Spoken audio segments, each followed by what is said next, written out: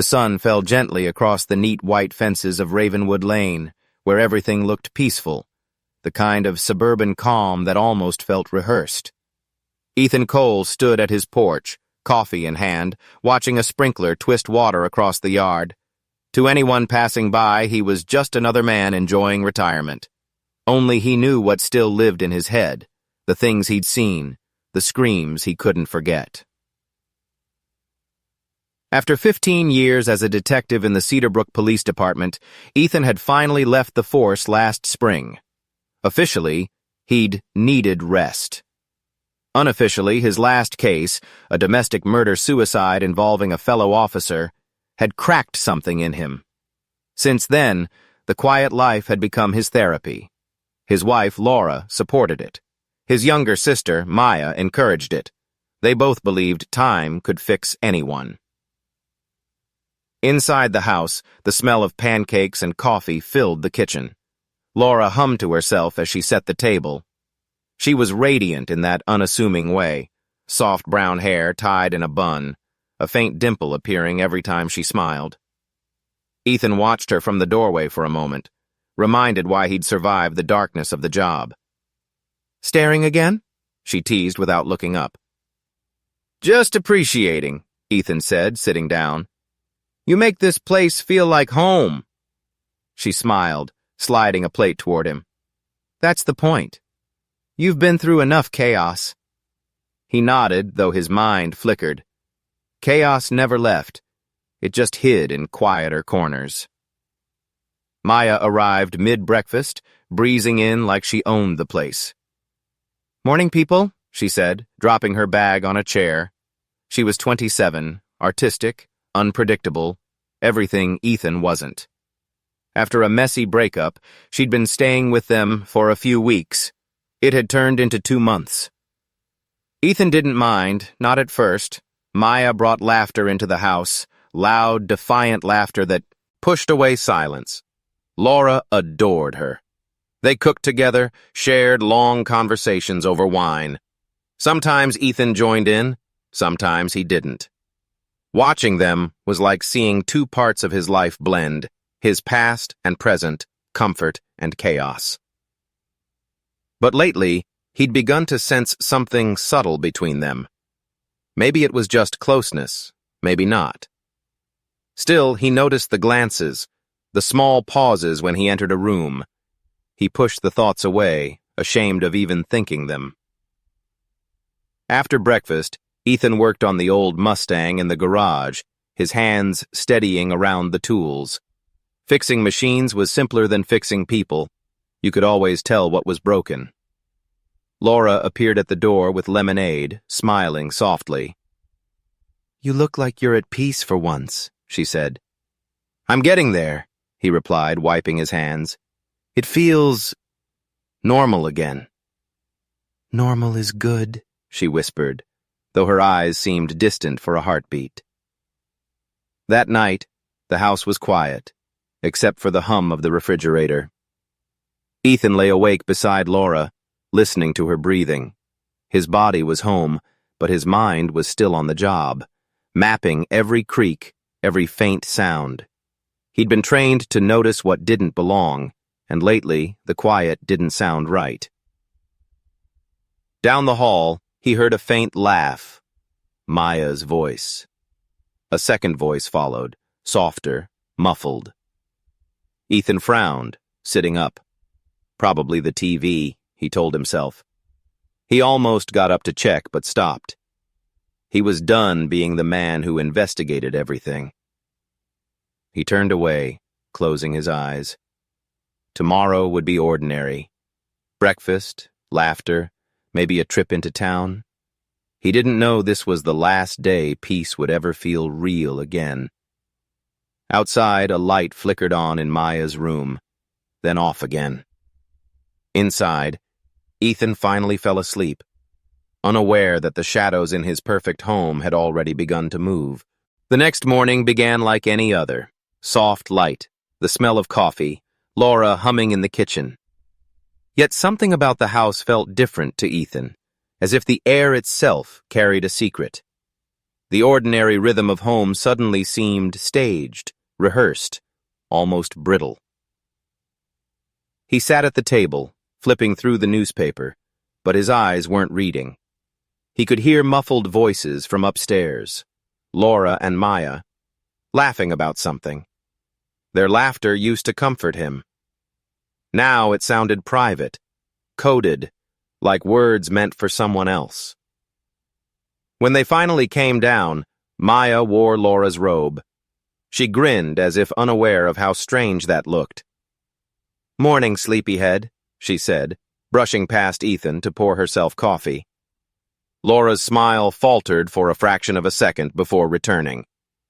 Ethan noticed. He always noticed. He tried to shake it off, blaming his instincts. Old habits, he told himself. Years of investigating lies and deceit had rewired his brain to doubt everyone, even those he loved most. Still, the unease clung to him. Later that afternoon, Ethan took a walk through the neighborhood. The autumn air carried a cold bite, leaves crunching under his boots. Neighbors waved. He forced a smile. From across the street, his reflection in a car window startled him, eyes hollow, posture tense. He barely recognized the man staring back. When he returned home, Laura was on the phone in the kitchen. Her voice dropped low as she turned away. "I'll call you later," she whispered. Ethan froze at the doorway. "Who was that?" he asked. She turned, startled. "Just work stuff," she said quickly. "Since when does the gallery call on weekends?" "It's new management. They've been—" He raised a hand. "Forget it." His tone was sharp enough to cut the air. For the rest of the evening, silence stretched between them. Maya tried to lighten the mood with jokes, but she seemed uncomfortable under Ethan's steady gaze. That night, Ethan lay awake again. The ceiling fan spun slowly above him, blades slicing through shadows. He heard footsteps in the hallway. Light. Careful. Laura stirred beside him. He whispered, "Did you hear that?" She mumbled something, half asleep. He got up, opening the bedroom door. The hall was dimly lit, the soft glow of a nightlight outlining shapes on the wall. He stood still, listening. Somewhere down the corridor, a whisper, or maybe just the creak of old wood. Then, a faint giggle. Maya's voice again. He walked quietly, stopping near her door. It was slightly open, darkness spilling out. He hesitated, pulse heavy in his throat. Then he saw movement. A shadow slipping across the floor.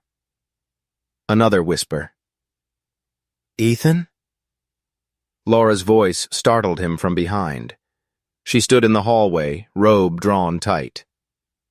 "What are you doing?" "I thought I heard something," he muttered. "You're doing it again," she said softly. "Looking for trouble where there isn't any." He turned away, ashamed. "I'm just making sure everything's fine." Laura touched his arm. "You're home now. You don't have to investigate every sound." He nodded, forcing a smile, though his mind screamed otherwise. Something wasn't fine. He could feel it in the silence, in the way the house seemed to breathe when no one was speaking. When he returned to bed, Laura fell asleep instantly. Ethan lay staring at the door. The faint glow from the hallway cast two shadows across the floor. One his, one he couldn't explain. In the next room, a floorboard creaked again, followed by the soft click of a door closing. Ethan's eyes stayed open till morning. By Monday morning, Ethan's exhaustion had settled into something sharper: suspicion. The sleepless night had left his mind racing, picking apart every glance, every whisper from the weekend. He told himself he wasn't going to spiral. But paranoia, once awakened, was a beast that never went back to sleep. Laura kissed his cheek before leaving for the art gallery. Maya was in the living room, scrolling through her phone, humming softly.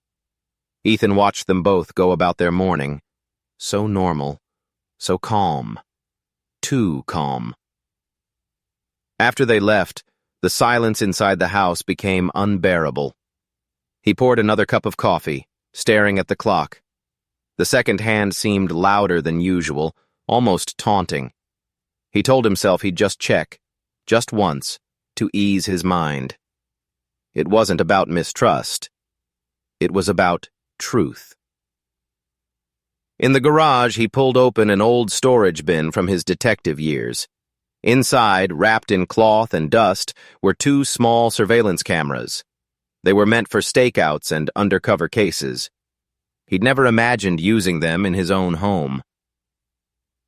Still, his hands moved with the precision of habit. He wiped the lenses clean, tested the feeds on his laptop. The cameras blinked to life, silent, unassuming. He walked through the house, deciding where to place them. One went above the hallway doorway, angled toward the stairs and front entry. The other he positioned behind the living room bookshelf, capturing a clear view of the couch and part of the kitchen. Discreet. Invisible unless someone knew where to look. As he worked, Ethan tried to quiet the voice in his head. This is wrong. You're spying on your wife, on your sister.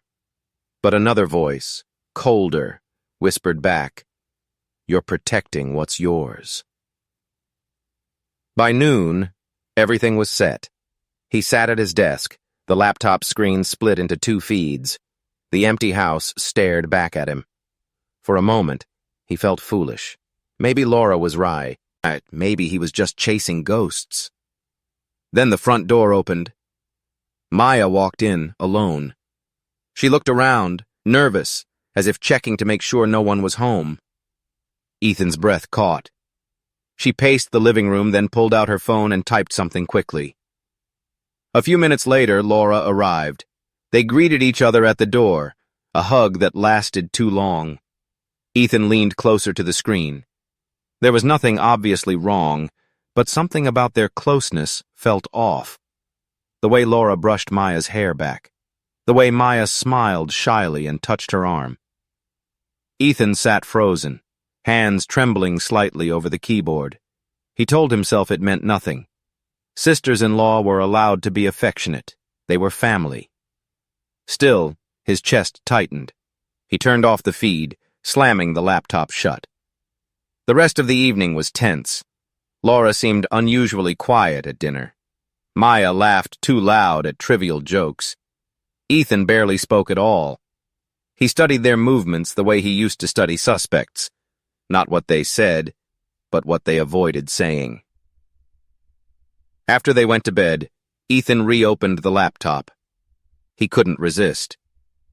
The feed from earlier replayed.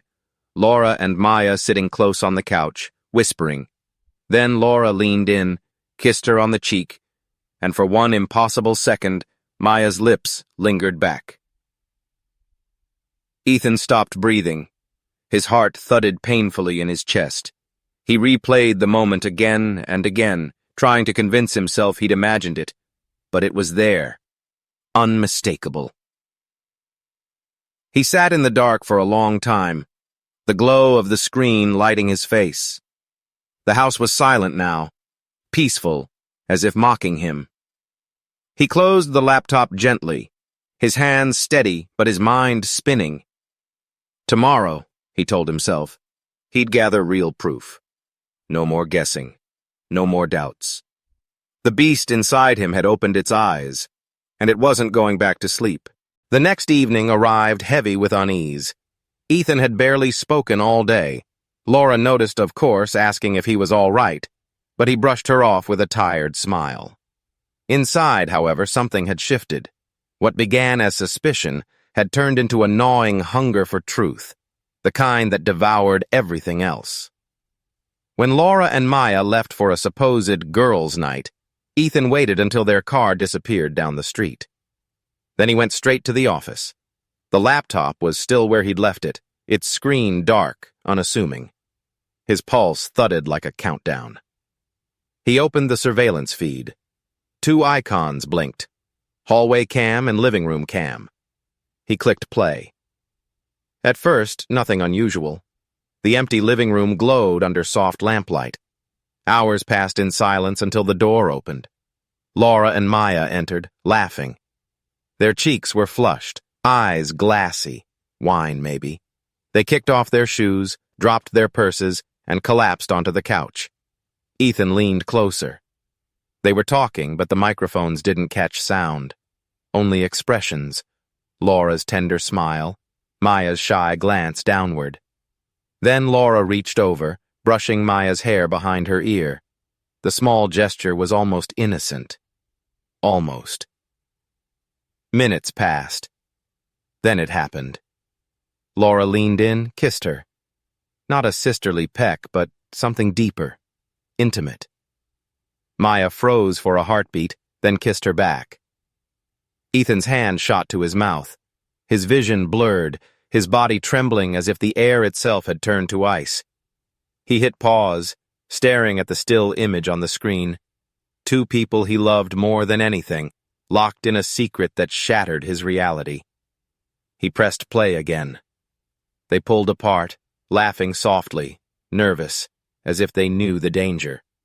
Laura whispered something, her fingers tracing Maya's hand. Then the two disappeared down the hallway, the camera losing sight of them. Han didn't need to see the rest. His world had already ended. He sat there for hours, watching the same 30 seconds over and over, searching for a reason, any logical explanation that could make this less than what it was. His rational mind, the detective in him, begged for context. His heart refused to listen. By the fourth replay, disbelief turned to rage. He slammed the laptop shut, stood, then opened it again, replayed the video like punishment. He whispered under his breath, "My wife, my sister, my house." The words felt foreign, like pieces of someone else's life. He stumbled to the kitchen, poured a glass of whiskey with shaking hands. The burn in his throat barely touched the fire in his chest. He looked around the house.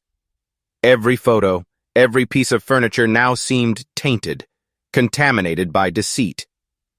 He tried to think logically. Confront them? Pretend nothing happened? But logic had no place here. His training had taught him to analyze motives, to separate emotion from fact. Yet this was a crime without a category. When he finally heard their car pull back into the driveway, his body went still. The front door opened, their laughter spilling into the house. He turned off the laptop and stepped away, forcing calm into his voice. "Hey, you're up late," Laura said, hanging her coat. "Couldn't sleep," he replied. His tone was flat, unreadable. Maya smiled awkwardly. "We brought leftovers." He nodded but said nothing. They exchanged glances, uncertain. He watched them move through the kitchen, the same space he'd just seen on screen, only now it felt like a stage. Every word they spoke sounded rehearsed, every smile artificial. Ethan excused himself to the garage. Out there, surrounded by oil and dust, he finally allowed the silence to consume him. He could still see the tape playing in his mind, looping endlessly. By the time he returned, Ned inside, both women had gone to bed. The house was dark again. He walked past their rooms, the faint sound of Maya's laughter leaking from behind Laura's door. His jaw tightened. In the dim light of the hallway, Ethan whispered to himself, "You wanted truth. Now live with it." He didn't know it yet, but something irreversible had begun, a fracture not even truth could mend. Tomorrow, he would confront them. Tomorrow, the shadows would no longer hide. Morning came slow, dragging sunlight through the blinds like reluctant truth. Ethan hadn't slept at all. The images from the tape still burned behind his eyelids, Laura's hands, Maya's laughter, their betrayal unfolding inside his home. Every second replayed like evidence in a case file he couldn't close. Laura entered the kitchen humming, hair still damp from the shower. She smiled when she saw him. "You're up early." He stared at her across the table, voice low. "We need to talk." The smile faltered. "About what?" "Maya," he said simply.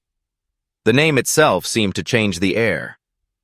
Laura's fingers tightened around her coffee cup. "What about her?"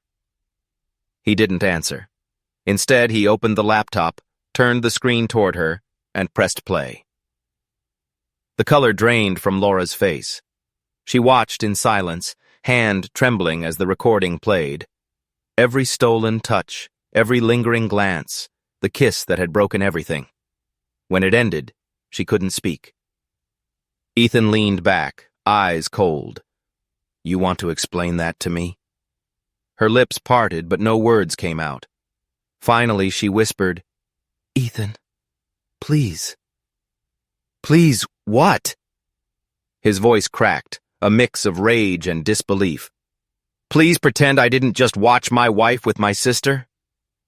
Laura shook her head, tears pooling. "It's not what it looks like." "It's exactly what it looks like." Before she could answer, the front door opened. Maya, holding grocery bags, cheerful and unaware. "Hey, I grabbed—" She froze when she saw the laptop screen. Her expression collapsed into panic. "Ethan, wait!" He stood, the chair screeching behind him. "Don't! Don't say my name like you haven't ruined everything." Laura stepped between them. "Ethan, stop! We didn't mean—" "You didn't mean," he laughed bitterly. "You didn't mean to destroy me? To turn my home into some joke?" Maya dropped the bags, glass bottles shattering at her feet. "It wasn't about you," she cried. "It just happened. I didn't want it to." "Then why didn't it stop?" Ethan shouted. His hands were shaking now, veins rising against his skin. "You both lied. Right here, under my roof." Laura reached for him. "Ethan, please. We were lost. It wasn't love. It was confusion, loneliness. We didn't want to hurt you." He pulled away, his voice breaking. "You already did." The silence that followed was suffocating. The house, once filled with warmth, now felt like a cell. Maya sobbed quietly, Laura trembling beside her. Ethan looked at them both, two people he'd sworn to protect, two people who had shattered his sense of reality. He walked toward the door, needing air, needing distance from the suffocating stench of betrayal. But before leaving, he turned back. His voice was eerily calm now. "I used to think I understood what drives people to kill. I don't think I ever really did. Until today." Laura gasped. "Ethan, don't say that." He didn't answer. The door slammed behind him, echoing through the house like a closing cell block. Outside, the wind cut cold across his face. He walked aimlessly down the street, unaware of time or direction. His thoughts looped endlessly. The footage, their tears, his own hands trembling with rage. By the time he returned home that evening, the house was silent again. No laughter, no movement, just the faint hum of the refrigerator and the ghosts of what used to be love. Ethan sat in the dark, staring at his badge resting on the table. It had once symbolized justice. Now it mocked him. He wondered if justice meant anything at all when the crime was betrayal. Upstairs, two faint voices whispered, Laura and Maya again. Their muffled words rekindled the storm he'd tried to bury. Tomorrow, he wouldn't just confront. Tomorrow, he would decide what justice meant. The next few days blurred into one long, sleepless stretch of silence. Ethan barely spoke, barely ate. The confrontation had drained him, but the betrayal kept refilling that emptiness with poison. Every time he closed his eyes, he saw them. Laura's tears, Maya's shaking hands, the way they looked at each other instead of at him. Laura tried to act as if things might heal. She cooked breakfast, left notes by his coffee mug. "We can talk. We can fix this." But Ethan never replied. Fix what? You can't repair something once it's been gutted. He spent his time in the garage, hunched over the old Mustang, tools clanging just to fill the silence. The smell of oil and rust steadied him. Machines made sense. Cause and effect, no deceit. But his mind kept slipping back to the image of them on the couch, that kiss, that betrayal replaying like static in his skull. Sometimes he caught himself talking aloud, to no one, to everyone. "They didn't mean it," he'd mutter. "They didn't mean to break me." Then he'd laugh under his breath, hollow, joyless. Of course they did. By the third night, his reflection in the garage window startled him. Unshaven, eyes red-rimmed, a stranger stared back. The kind of man he used to arrest, unpredictable, dangerous, ready to snap. He poured himself whiskey and sat at the workbench, staring at his old badge lying in the corner. That little piece of metal had once made him believe in order, in justice. But what good was justice if it couldn't reach your own home? The phone buzzed. A message from Laura. "We're leaving tomorrow for a few days. Maya needs space. I think you do too." He read it twice. Leaving. The word cut deep, like another betrayal disguised as kindness. He typed back, "Do what you need." His hands were steady, but inside something had cracked open completely. That night he couldn't. It stopped pacing. He thought about their laughter behind closed doors, about every night he'd chosen to trust them. Every sound in the house felt amplified. Footsteps, whispers, the faint click of Maya's door closing. It was unbearable. He poured another drink, then another, until his mind blurred enough for memories to twist together. His marriage, his cases, his failures. The men he'd arrested for losing control. He remembered telling one of them once, "You always have a choice." The memory made him smile bitterly. Choice. He'd run out of those. At some point near midnight, he opened the drawer where he kept his old service weapon. The cold metal greeted his hand like an old friend. He didn't load it. Not yet. He just held it, the weight familiar, grounding. He thought about justice again. Not the legal kind, but the personal kind. The kind that made wrong things right in your own way. Maybe that's what all those men he'd arrested were really after. Peace.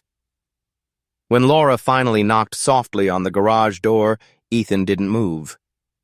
"Ethan," her voice trembled. "Please, come inside. We're not your enemies. We're just broken." He stared at the gun in his hand. "Broken things can't be fixed, Laura." Her silence on the other side was answer enough. Footsteps retreated, then faded away. Ethan set the gun down, exhaling slowly. His pulse steadied, but his mind was clearer than it had been in days. For the first time, he knew exactly what he was going to do. Tomorrow would be their last morning together. One more breakfast, one more chance to look him in the eye. After that, the silence would finally end. The storm rolled in just after dusk. Low thunder grumbling across the horizon, rain hammering the windows like a warning no one would hear. Ethan sat at the kitchen table, a half-empty bottle beside him, the service pistol resting on the wood. He'd been staring at it for hours, tracing its edges with a steady finger. The decision had already been made. He was only waiting for courage to catch up. Upstairs, faint voices drifted through the ceiling. Laura and Maya. Packing, maybe. Preparing to leave, like the message had said. Ethan had imagined their escape all day. 2 bags, 2 tickets, one shared life somewhere far away. His house, his marriage, his sanity, left behind like ashes. He stood slowly, joints aching. Every movement felt deliberate, heavy with intent. He walked to the hallway mirror and studied his reflection. The man who looked back was no longer a husband or a brother, just an echo of something that had finally broken beyond repair. He tucked the gun into the back of his waistband, turned off the kitchen light, and moved toward the stairs. Each step groaned under his weight. Halfway up, he paused, listening. A laugh. Maya's. Soft. Intimate. Laura's voice followed. Gentle. Reassuring. That was when Ethan stopped being able to breathe. He reached the top of the stairs and saw the faint light spilling from the bedroom. The door was slightly open. He pushed it wider. Inside, Laura sat cross-legged on the bed, holding Maya's hand. They both looked up when they saw him, faces pale, startled. "Ethan," Laura began, rising quickly, "it's not what you think." "Not what I think?" His voice was quiet, but every word carried the sharp edge of a blade. "Because what I think is that my wife and my sister have been lying to me in my own home." Maya took a step forward. "Please, just listen." "Don't," he cut in. "Don't make this worse with lies." Lightning flashed outside, throwing their shadows across the wall. 3 fractured figures caught in the storm. Laura's hands trembled. "You need help. This isn't you." Ethan smiled faintly, bitterly. "No, it's not. You made sure of that." He reached behind him. The sound of metal sliding free filled the room. The sight of the gun silenced everything. Laura gasped. "Ethan, no!" "Why?" he asked, his tone eerily calm. "You could have told me. You could have left. But you didn't. You stayed. You laughed in my face." Tears streamed down Maya's cheeks. "We never meant to hurt you. We just—" He aimed the gun between them. "You did." For a moment, no one moved. The storm outside reached its peak, rain pelting the roof, thunder roaring like judgment itself. The air felt electric. Grief, rage, and despair tangled into one unbearable current. Laura stepped closer, slowly, palms raised. "Ethan, please, put it down. We can end this differently." He shook his head. "No, Laura. This is how it ends." The first shot rang out like the sky splitting open. Laura staggered backward, her eyes wide, a crimson bloom spreading across her chest. Maya screamed, lunging toward her, but the second shot came almost instantly, a single merciless sound that ended everything. Then, silence. Ethan stood there, breathing hard, the gun hanging loosely in his hand. The thunder faded into the distance, leaving only the ticking of the bedside clock. He stared at the 2 still bodies on the floor. His wife, his sister, the 2 people who had defined his life, now motionless because of him. The anger that had driven him dissolved into something colder. Shock. Disbelief. He dropped the gun, fell to his knees. "What have I done?" he whispered, voice breaking. He reached for Laura's hand, still warm, and pressed it against his chest, as if he could rewind time with grief alone. The storm began to ease outside. The rain softened. In the dim flicker of the dying lightning, the house looked peaceful again, almost like it had before everything went wrong. Ethan sat there for a long time, unmoving. His mind felt blank, erased. The detective, the husband, the brother, all gone, leaving only a man staring at the cost of his own justice. When the clock struck midnight, he finally stood. He looked at them one last time, whispered something only he could hear, and walked out of the room. Downstairs, the phone waited on the counter. He reached for it, then stopped. Not yet. There was one place he needed to go first. The night had gone eerily still. The storm had passed, leaving behind only the faint dripping of rain from the gutters and the quiet hum of the refrigerator. Ethan stood in the middle of the living room, his hands still trembling. The metallic smell of gunpowder clung to his clothes, mixed with the copper tang of blood that seemed to follow him everywhere he turned. He stared at the front door, its brass handle glinting in the dim light. Freedom was just beyond it. But so was the truth, and truth had always been his curse. Upstairs, the silence was unbearable. He didn't need to go back to know what waited there. Laura's still form, Maya's lifeless body beside her. Images burned into his mind like photographs he could never destroy. He tried to steady his breathing, but every inhale came out jagged, uneven. He walked to the kitchen sink and splashed cold water on his face. His reflection in the window startled him. Eyes hollow, expression empty. The calm after violence, a kind of madness that didn't feel like rage anymore, only exhaustion. The badge hanging by the counter caught his eye. The symbol of everything he used to stand for. Protect and serve. He almost laughed. He picked it up, turned it over in his palm, and then threw it into the trash. Ethan. For a split second he thought he heard her voice, soft, familiar, calling him from upstairs.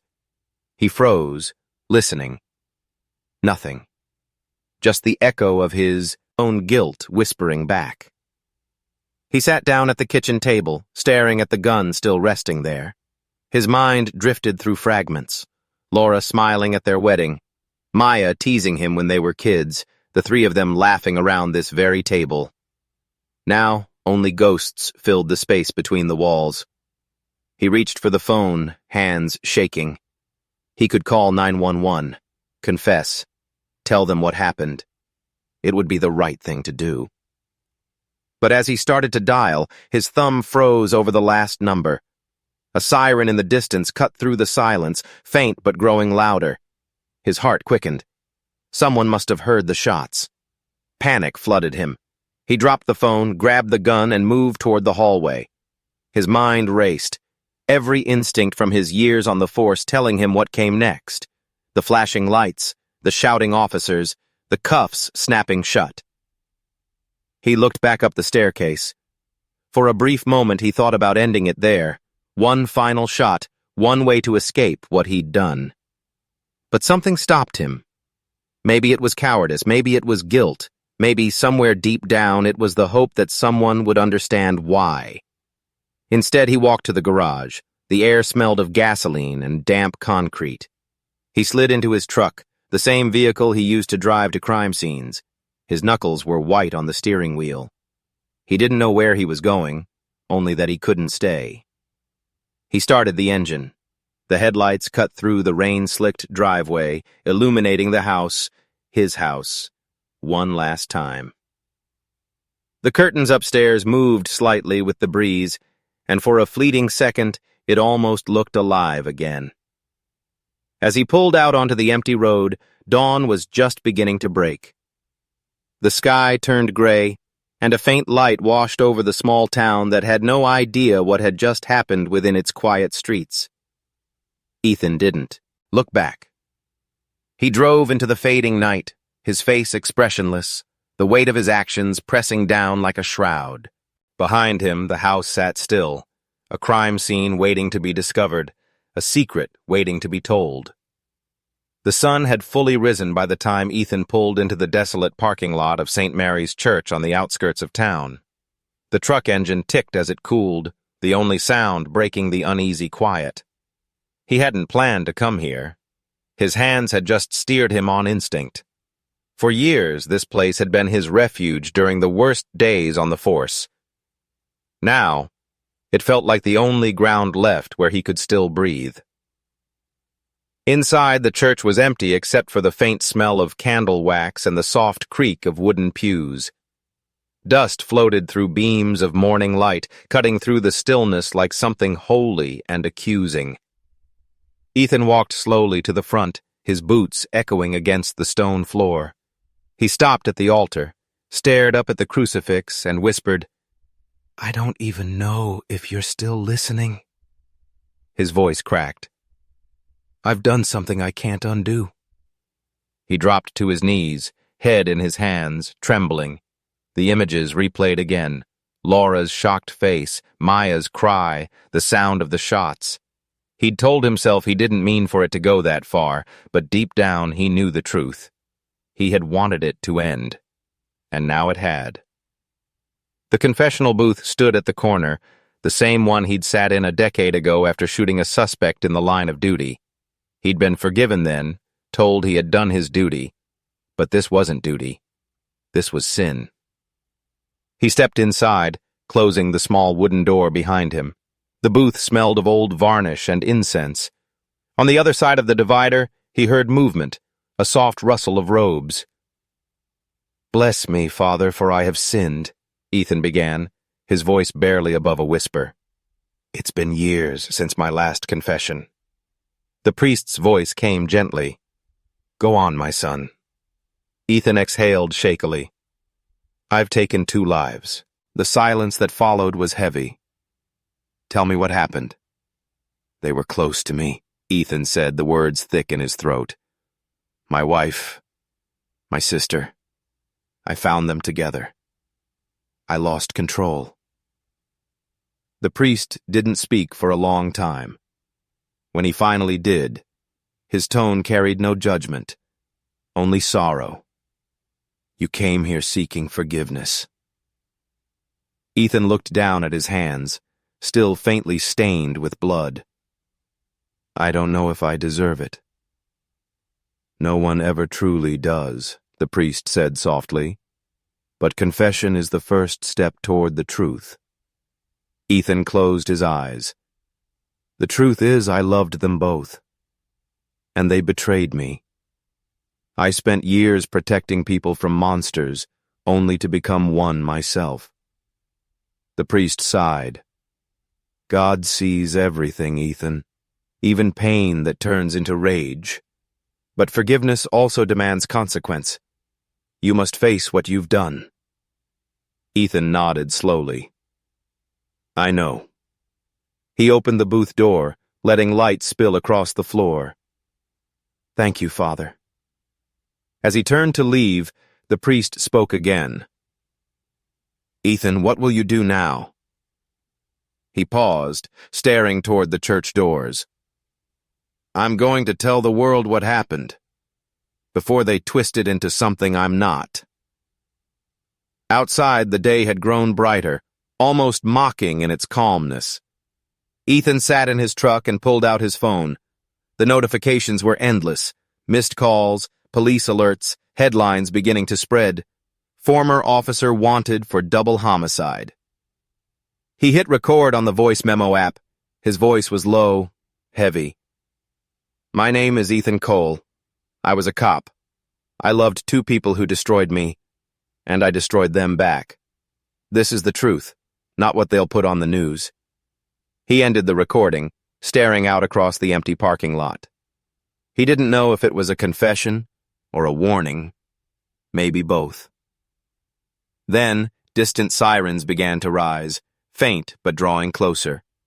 Ethan pocketed the phone, started the truck, and muttered, Guess they found me. He drove off, tires splashing through puddles, the church cross fading in the rearview mirror. 6 months later, the courtroom was packed. Cameras lined the back wall, journalists whispered, and the weight of curiosity hung thick in the air. The ex-cop killer, they called him now. The story had consumed the nation. A decorated officer turned murderer, driven by betrayal and heartbreak. Ethan sat at the defense table, hands cuffed loosely in front of him, wearing a plain gray suit. His hair had grown, streaks of silver cutting through the brown, and his face was pale, hollowed out by sleepless nights and the echo of everything he'd lost. He barely looked up as the judge entered. All rise, the bailiff commanded. The sound of shuffling feet filled the room. Ethan remained still until the judge nodded for everyone to sit. His attorney, a calm, sharp-eyed woman named Clara Jensen, leaned toward him. You ready? He gave a faint smile. Doesn't really matter now, does it? She didn't answer. She'd tried for months to humanize him, to convince the jury that the man who'd pulled the trigger wasn't a monster, just a broken human being. But public sympathy was thin when blood had been spilled.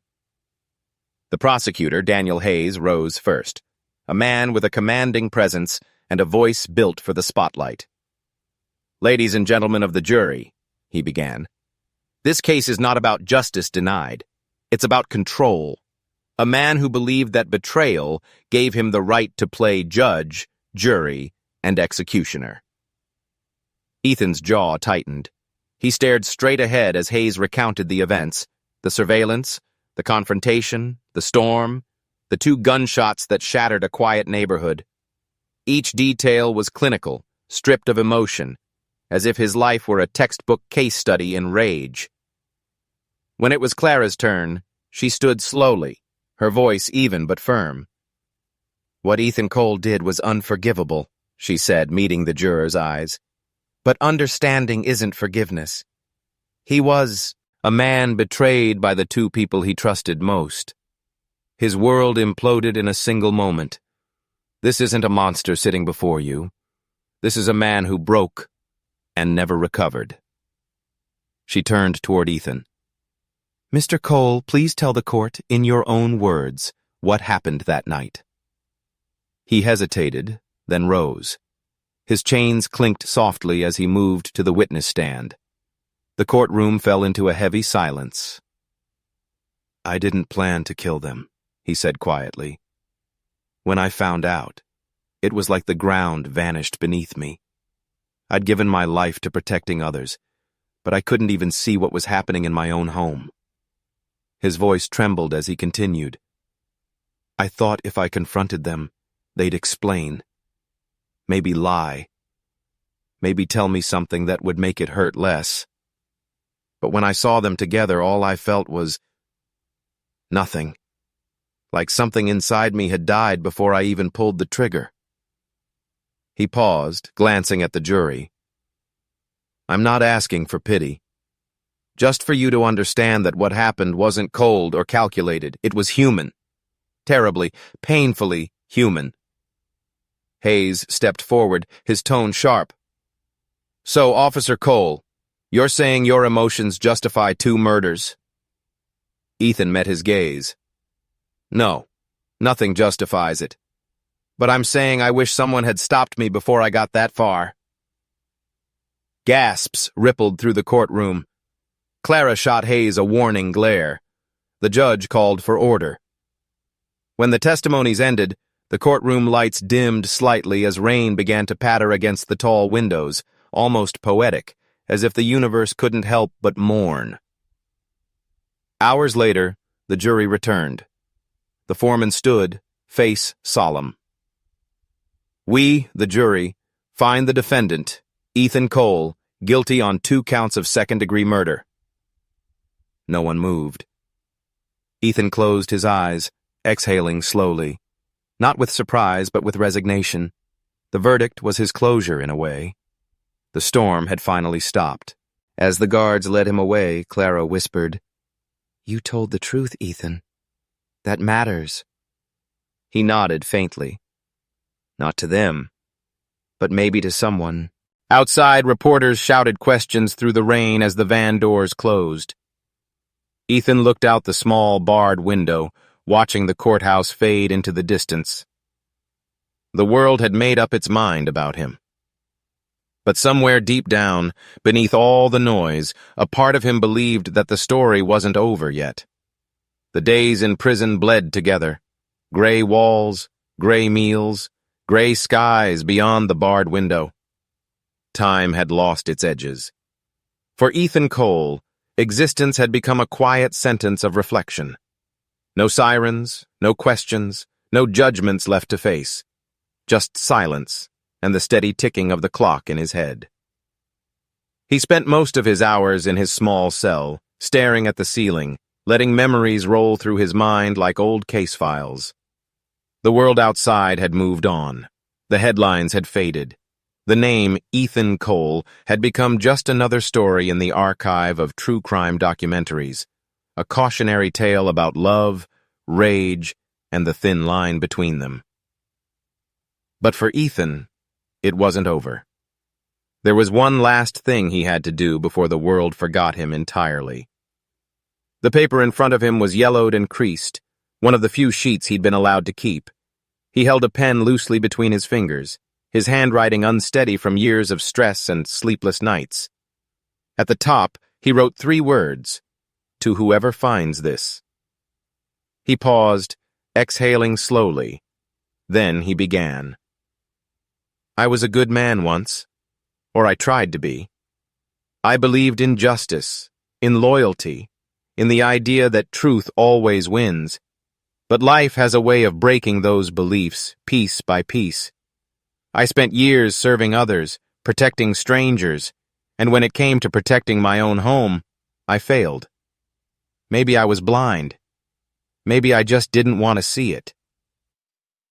The night I found out about Laura and Maya, something inside me snapped. I wish I could tell you I fought the anger, that I walked away, but I didn't. I became everything I'd spent my life fighting against. I thought I was taking control, when in truth, I was losing it. He stopped writing for a moment.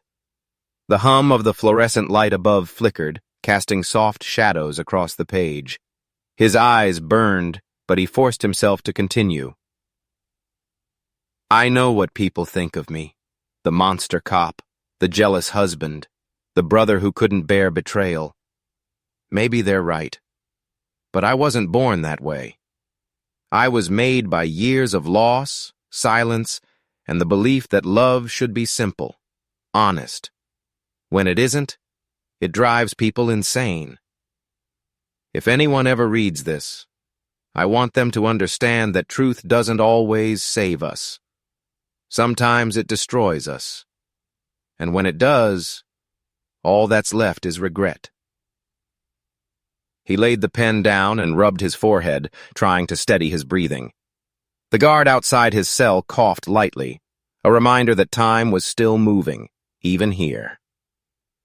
He continued writing, slower now, as if each word carried the weight of a confession he'd never managed to speak aloud. Laura didn't deserve what happened. Neither did Maya. They made a choice I'll never understand, but they didn't deserve death for it. That part, the guilt, never fades. I see their faces every time I close my eyes. I hear the storm. I feel the silence after the gunfire. That silence became my prison long before these walls did. He looked up, his vision blurry. A single tear rolled down his cheek, cutting through the exhaustion etched into his skin. I've accepted that I'll die here. Maybe tomorrow, maybe years from now. But before I go, I want this letter to outlive me. Not as an excuse, but as a warning. Love can heal, but it can also ruin. If you ever find yourself standing on that edge between forgiveness and fury, please, walk away. I didn't, and I became my own crime scene. He signed the bottom, Ethan Cole, then folded the letter carefully and had placed it in an envelope. On the front, he wrote, "For the truth." That night, the guard doing rounds found Ethan sitting on his bunk, eyes closed, letter in his lap. The cell was quiet. Too quiet. When the guard opened the door, he found the ex-cop still sitting upright, but his chest no longer rose. Ethan Cole was gone. The letter, smudged with fingerprints and sorrow, was sent to his attorney, who later turned it over to a journalist. It would become the final chapter in a story the world thought it already knew. And as readers across the country absorbed his final words, a single line echoed in every mind. Love can heal, but it can also ruin.